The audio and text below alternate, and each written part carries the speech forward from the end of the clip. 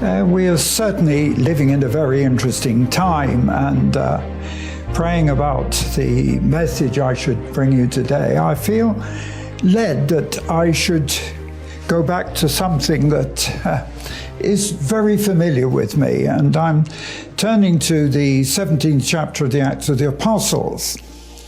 And it's speaking about and this, you have to remember, immediately follows chapter 16, where actually Paul has been released from prison by a miracle. Paul and Silas, that's verse 25 in Acts 16. They then continued their journey and came to Thessalonica. Now, I'm very familiar with this area. Partly because, yes, all those years ago when I was doing the Bible smuggling and I had a travel company, we used to visit Greece quite a lot. And I'm particularly familiar with Thessalonica and Athens and so on. And so I really feel an affinity with what's happening here.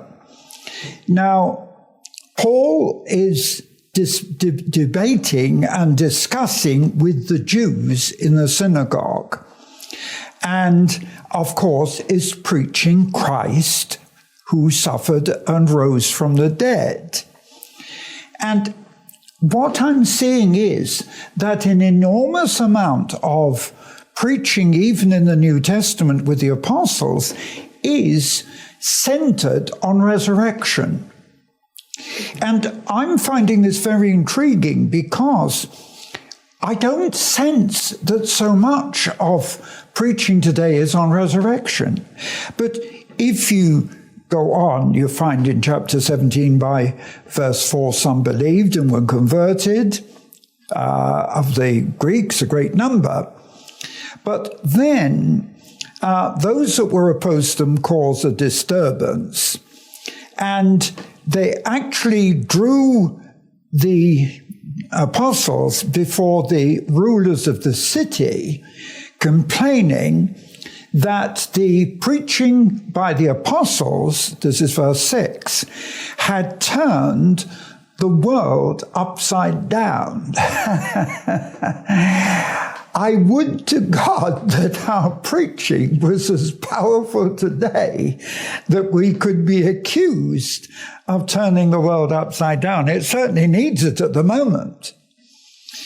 Now, in verse 7, what the accusation is, that these preachers, these evangelists, these apostles, do everything contrary to the decrees of Caesar.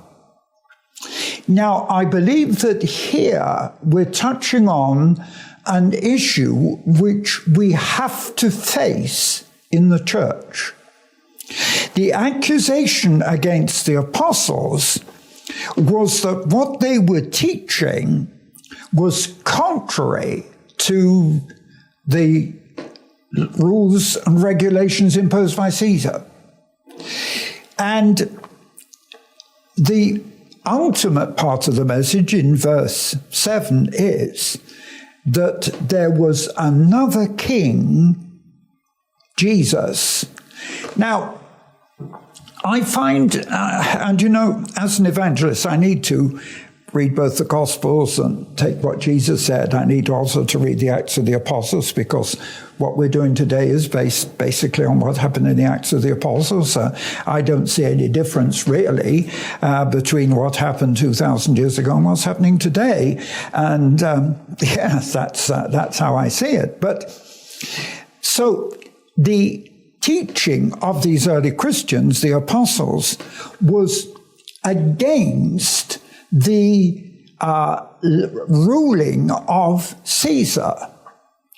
And part of the thing that troubled them was that they were preaching Jesus as a king as opposed to Caesar.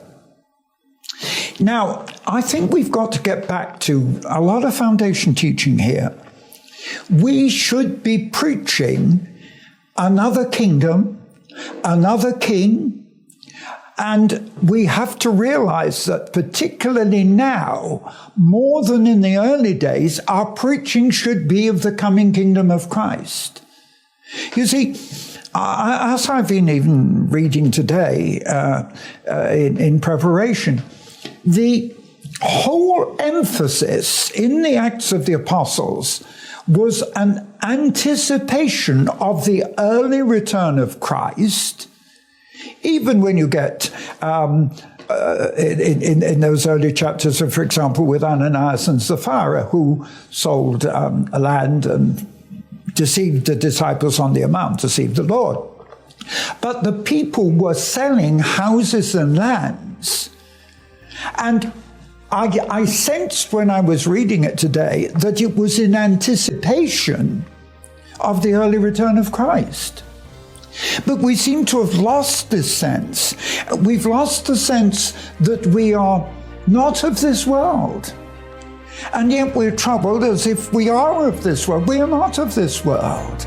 We've been born into a new reality, a new sphere, a heavenly sphere. We're the children of God. Our King is Jesus.